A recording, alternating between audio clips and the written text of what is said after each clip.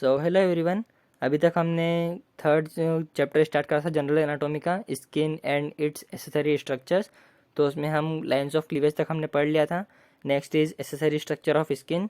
इससे पहले एक छोटा सा पार्ट है, how the ultraviolet rays of sun affect the skin. ठीक है, तो उसको हम पढ़ लेते हैं। जो अल्ट्रावायलेट रेज होती है वो हमारी स्किन को 3 डिफरेंट वे में हार्म या फिर अफेक्ट करती है। ठीक है, तो फर्स्ट होता है the acute over exposure to ultraviolet rays of sun cause sunburn of skin. ठीक है, मतलब अगर सन रेज ज़्यादा हो रही है तो सनबर्न हो जाता है, मतलब हमारी स्किन जो है वो हल्की काली पड़ जाती है। ठीक है, जली हुई सा लगता है। देखना, कभी ट्राई करना नदी पे जाके। ठीक है, उसके बाद सेकेंड क्या है, जब सन रेज हमारी स्किन के डीप में मतलब डर्मिस वाले पार्ट में पेनिट्रेट करती है तो वहाँ पर ऑक्सीजन के फ्री रेडिकल्स बन जाते हैं। ठीक है, जो क्या करते हैं, हमारे कोलेजन फाइबर और इलास्टिक फाइबर को डिसरप्ट कर देते हैं, जिससे हमारी स्किन में रिंकल्स पड़ जाते हैं। ठीक है, third is the ultraviolet rays may damage the DNA in the nuclei of epidermal cell. जो एपिडर्मल सेल्स होती हैं उनके जो डीएनए होता है न्यूक्लियाई में, उसको डैमेज करती है ये, जिससे हमको मतलब कैंसर होने की संभावना हो जाती है। ठीक है, कैंसर हो जाता है कई बार। तो स्किन कैंसर के डिफरेंट टाइप्स होते हैं। ठीक है, 3 डिफरेंट टाइप होते हैं। पहला होता है बेसल सेल कार्सिनोमा। ठीक है, second is squamous cell carcinoma and third is malignant melanomas. ठीक है, तो जो बेसल सेल कार्सिनोमा होता है वो मोस्ट कॉमन होता है। ठीक है, मतलब बहुत कॉमन है, 78% लोगों में यही मिलता है। ये होता कहाँ से है, तो जैसा उसका नाम है बेसल सेल कार्सिनोमा। ठीक है, तो स्टेटम बेसल से अराइज होता है। ठीक है, second is squamous cell carcinoma. ये कहाँ से होगा, स्क्वेमस सेल्स ऑफ एपिडर्मिस से। ठीक है, ये 20% समथिंग होता है, मतलब अगर हम इसका परसेंटेज देखें तो 20% लोगों में स्क्वेमस सेल कार्सिनोमा होता है। फिर एक बहुत ही रेयर केस होता है जिसको हम बोलते हैं मिलेनोसाइट्स। ठीक है, मतलब मेलिग्नेंट ट्यूमर जो बोलते हैं हम, मेलिग्नेंट मिलेनोमास, ये मिलेनोसाइट सेल से अराइज होता है। ठीक है, तो यहाँ पर हमारा यूवी रेस का अफेक्ट वाला पार्ट हो गया ख़त्म। अब हम स्टार्ट करते हैं एसेसरी स्ट्रक्चर ऑफ स्किन। सबसे पहले बात करेंगे हेयर की। तो हेयर क्या होता है, हेयर सबसे पहले तो कहाँ पर प्रेजेंट होता है, तो ये हमारी ओवरऑल बॉडी में प्रेजेंट होता है।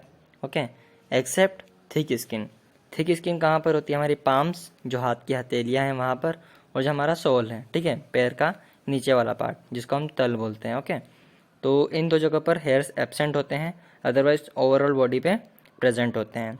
फिर हेयर जो है वो कुछ जगह पर बहुत ही ज़्यादा डेंसिटी में ग्रो कर जाते हैं, जैसे हमारी आईब्रो हो गई, हमारी बियर्ड, मेल्स में बियर्ड, फिर मूछें। ओके, तो यहाँ पर कुछ ज़्यादा ही डेंसिटी में ग्रो करती है। आगे बात करते हैं हेयर के स्ट्रक्चर की। तो जितना पार्ट हमें बाहर से दिखाई देता है आपके सिर पे, जिसको आप कंघी भी करते होंगे, तो उसे हम बोलते हैं शाफ्ट। ओके, उसके बाद जो स्किन से नीचे की साइड है उसको बोलते हैं रूट। रूट कवर्ड किससे होता है, तो ये हेयर फॉलिकल से कवर्ड होता है।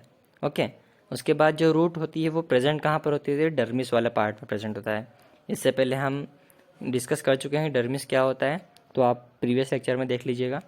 सो जो हेयर फॉलिकल होता है वो कहाँ पर प्रेजेंट होता है, डर्मिस में। आगे बात करते हैं हेयर फॉलिकल के ओरिजिन की। तो ये ओरिजिन में पार्टली एपिडर्मल होता है और पार्टली डर्मल, मतलब एपिडर्मिस और डर्मिस दोनों में मिलता है ये। बात करें हेयर के शाफ्ट और रूट की, तो इसमें एपिडर्मल सेल्स होती है जो केराटिनाइज्ड होती है। ओके, और ये जो केराटिनाइज्ड सेल्स होती है ये डिफरेंट 3 कंसेंट्रिक लेयर्स में अरेंज्ड होती है। जो कौन कौन से 3 different layers, first is medulla, second is cortex and third is cuticle. तो फर्स्ट ऑफ ऑल बात करेंगे मेडुला की। तो मेडुला जो होती है वो इनर मोस्ट लेयर होती है। ओके, सेल्स की 2 से 3 लेयर को कंसिस्ट करके रखती है, जो पिगमेंट ग्रेन्यूल्स और एयर स्पेसेस से फिल्ड होती है। ओके, आगे बात करते हैं कॉर्टेक्स की। कॉर्टेक्स होता है मिडिल लेयर और शाफ्ट का मेजर पार्ट बनाता है। ये इलोंगेटेड सेल्स को कंसिस्ट करता है, इसके अंदर इलोंगेटेड सेल्स होती है। ठीक है, जो क्या करती है, जो डार्क हेयर होते हैं उनमें पिगमेंट को कंटेन करती है, और जो ग्रे और वाइट हेयर्स होते हैं उनमें एयर को कंटेन करती है। बात करते हैं क्यूटिकल की, तो ये आउटर मोस्ट लेयर होती है, सबसे बाहर वाली लेयर होती है क्यूटिकल, जो क्या करती है, हाईली केराटिनाइज्ड होती है, थीन होती है, ओके, और इसमें फ्लैट सेल्स होती है। डन। आगे बात करते हैं हेयर फॉलिकल की।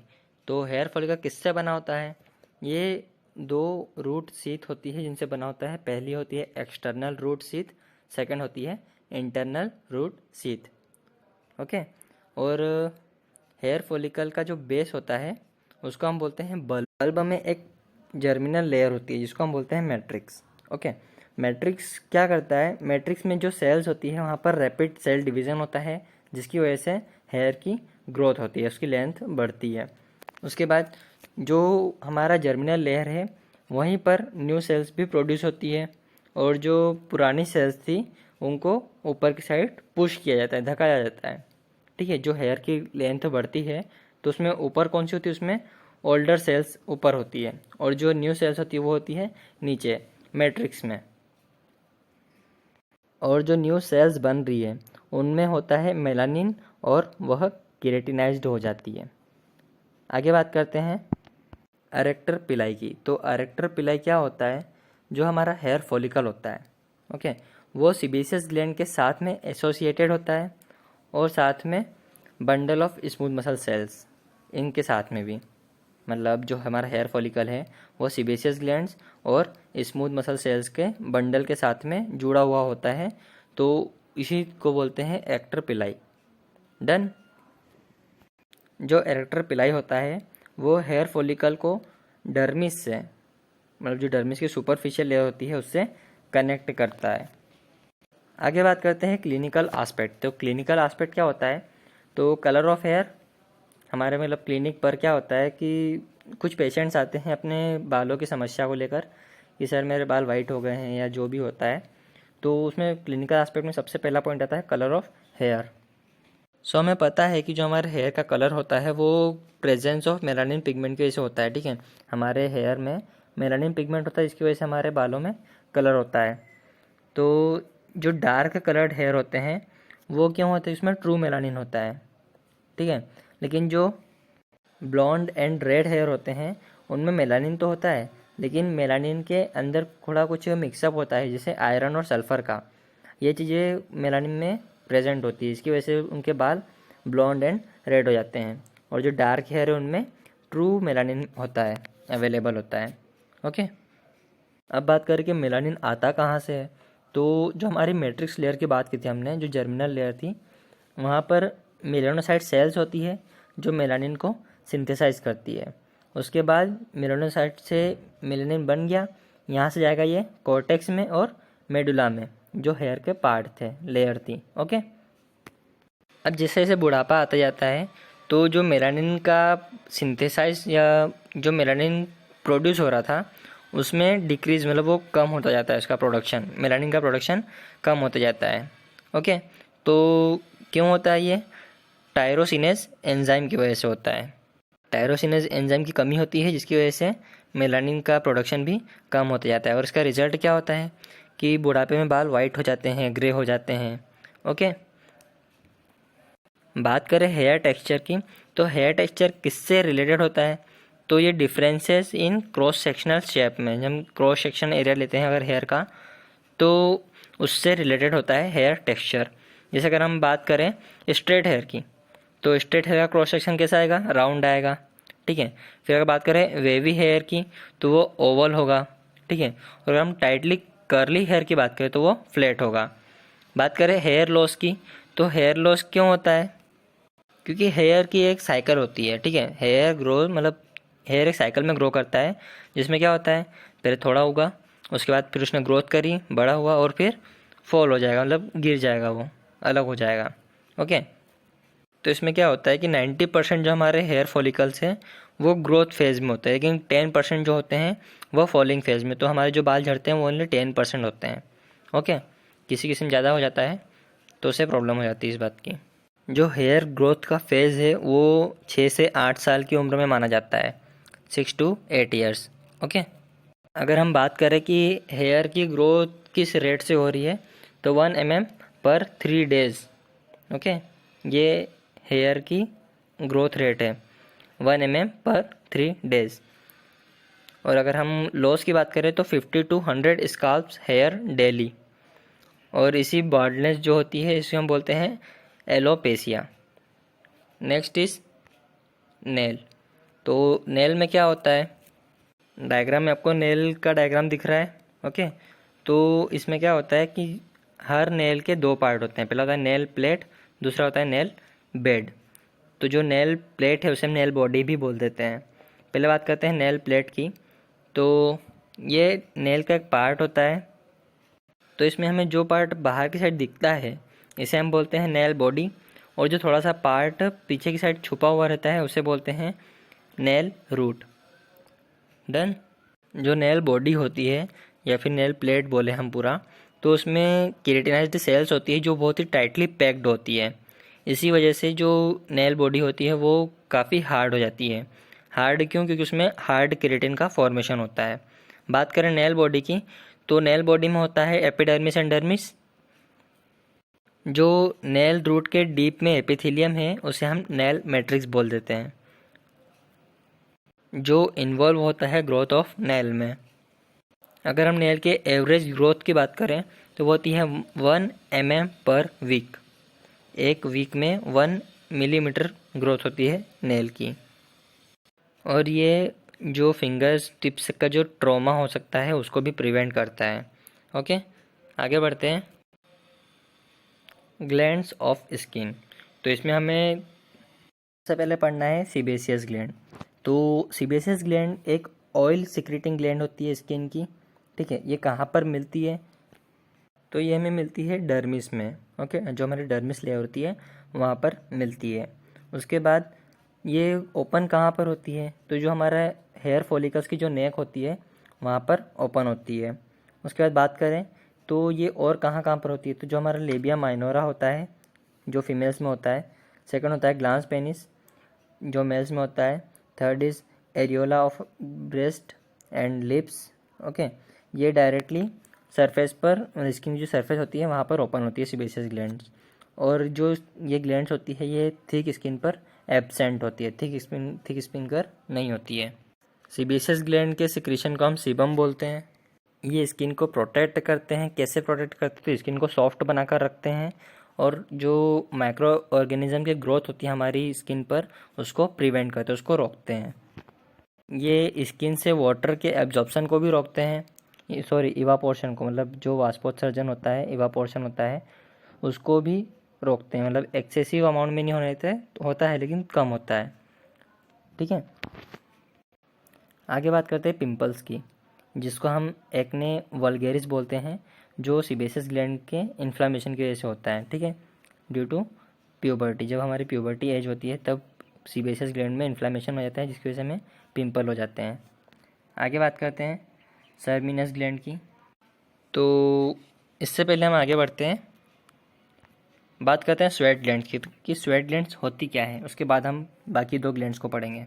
स्वेट ग्लैंड जो स्वेट सिक्रेट कर रही हो, ठीक है, पसीना, पानी, तो ये क्या करती है, हमारी स्किन की जो सरफेस है वहाँ पर स्वेट पोर्स होते हैं। ठीक है, पसीने के लिए होल्स होते हैं, छिद्र होते हैं। तो उसके थ्रू क्या करती है, ये स्वेट को स्किन के सरफेस पर सिक्रेट करती है। अगर हम नंबर ऑफ स्वेट ग्लैंड्स की बात करें तो हमारी ओवरऑल बॉडी में 3 to 4 मिलियन स्वेट ग्लैंड्स होती है। 3 to 4 million sweat glands. Okay, जो समर सीज़न में तो खतरनाक वाला, मतलब कुछ लीटर्स में स्वेट को सिक्रेट करती है। लेकिन अगर बात करें हम विंटर सीज़न की, तो विंटर सीज़न में अप्रोक्स 1/2 to 1 लीटर। ओके, आधे से 1 लीटर पर डे होता है सिक्रेशन।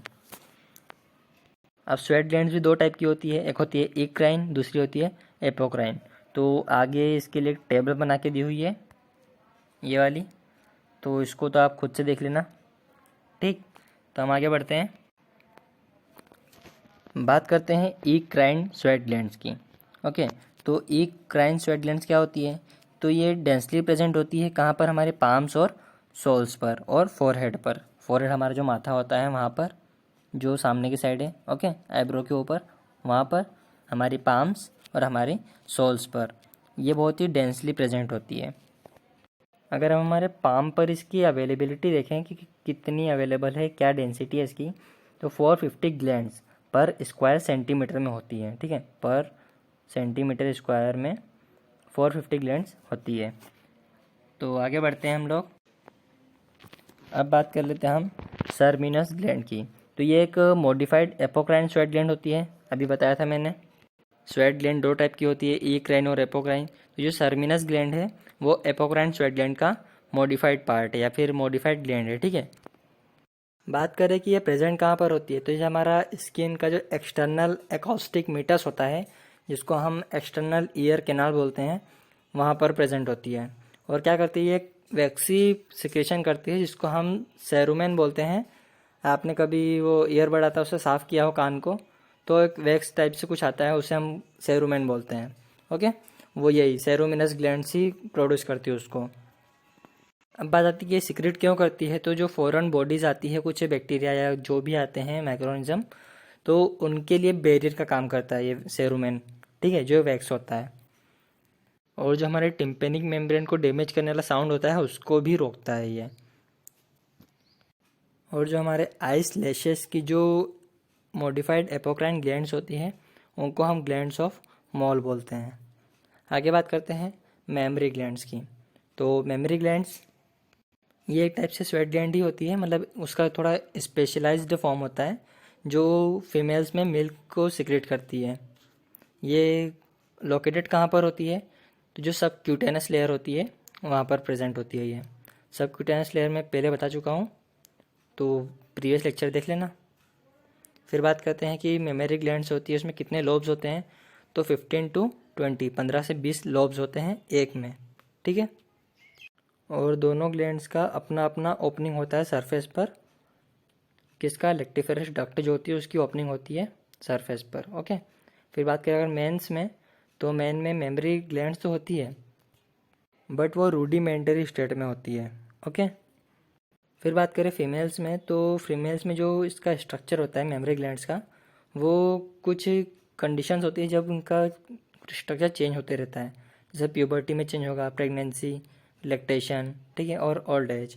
इन कंडीशन में मेमरी ग्लैंड का जो स्ट्रक्चर है वो चेंज हो जाता है। अगला टॉपिक आता है कि स्किन का जो कलर है वो वाइट और ब्लैक क्यों वेरी करता है। तो 3 डिफरेंट पिगमेंट्स होते हैं जो इसके लिए रिस्पॉन्सिबल होते हैं। पहला होता है मेलानिन, दूसरा होता है कैरोटीन, और थर्ड इज़ हीमोग्लोबिन। ये 3 डिफरेंट पिगमेंट होते हैं जो स्किन के कलर के लिए रिस्पॉन्सिबल होते हैं। आगे बढ़ते हैं। Surface area of skin. Surface area skin क्या होगा, अगर इन केस मतलब कोई हमारे पास बर्न पेशेंट आता है जो जला हुआ है, उसकी बॉडी जली हुई है, तो हम उसे मतलब उसकी बॉडी कितने परसेंट जल चुकी है, हम उसे कैसे डिफाइन करेंगे, कैसे पता करेंगे इसकी बॉडी कितने परसेंट जल गई है। इसके लिए हम एडल्ट्स में रूल ऑफ 9 नाम से एक रूल होता है जिसे हम अप्लाई करते हैं, ये पता करने के लिए कि जो हमारा पेशेंट है उसकी बॉडी कितने परसेंट बर्न हो चुकी है। ओके, तो इस टेबल में आपको दिख रहा होगा। अगर हम बात करें हेड और नेक की, तो हेड और नेक में दोनों पार्ट, ठीक है, एंटीरियर मतलब सामने वाला भी, पोस्टीरियर मतलब बैक साइड वाला भी। अगर हम ओवरऑल काउंट करें तो 9%। उसके बाद हमारा राइट अपर लिम, ठीक है, एंटीरियर और पोस्टीरियर पार्ट 9%। फिर हमारे लेफ्ट अपर लिम की बात करें तो वो भी 9%। एंटीरियर सरफेस ऑफ ट्रंक मतलब सामने वाला पार्ट, आपका जो चेस्ट है वो वाला पार्ट, ठीक है, थोरेक्स जो ट्रंक है आपका ओवरऑल, तो वो होता है 18%। पोस्टीरियर पार्ट की बात करें ट्रंक की, वो भी 18%। फिर anterior plus posterior surface of right lower limb, आपका जो लोअर लिम, आपका जो पैर है उसका एंटीरियर और पोस्टीरियर दोनों सरफेस, तो 9 + 9 = 18%। साथ में बात करते हैं आपका जो लेफ्ट लोअर लिम है उसका भी एंटीरियर और पोस्टीरियर दोनों सरफेस, वो भी 9 + 9 18%। और जो आपका पेरिनियम है, जेनाइटेलिया वाला पार्ट, वो 1%। ओके, आगे बात करते हैं। और जो चिल्ड्रंस होते हैं इनमें थोड़ा सा डिफरेंट होता है, ये हमने बात करी, ये एडल्ट के लिए था। अब बात करते हैं चिल्ड्रन की। चिल्ड्रंस में क्या होता है, जो हेड एरिया होता है वो होता है 19%, 19%। ओके, फिर front end back of trunk की बात करें अगर ट्रंक वाला पोर्शन, तो होता है 16%, ठीक है। फिर बात करते हैं लोअर लिम की, तो लोअर लिम होता है 15%। और जो बच्चों का हेड होता है वो होता है 15%। ठीक है, आगे बात करते हैं हैंड एरिया रूल। तो इसके अकॉर्डिंग क्या होता है कि जितना पार्ट बर्न हो चुका है हम उस पर हाथ रखते, जो हमारा पाम आता है, ठीक है, उसके अकॉर्डिंग हम उसे काउंट मतलब गिनते हैं कि कितना परसेंट, मतलब एक आइडिया लगाते हैं कि कितना परसेंट बर्न हो चुका है। हमारी अगर हमारी पाम है तो उसका होता है अप्रोक्सी 1%। ठीक है, टोटल बॉडी सरफेस का 1% एरिया होता है हमारी पाम। आगे बात करते हैं क्लिनिकल एस्पेक्ट की। तो स्किन बर्न के कॉजेज़ क्या क्या हो सकते हैं, मतलब क्यों क्यों हो सकता है। तो हीट से हो सकता है, ठीक है। सेकंड है इलेक्ट्रिसिटी, रेडियो एक्टिविटी और केमिकल्स, काफ़ी रीजंस हो सकते हैं।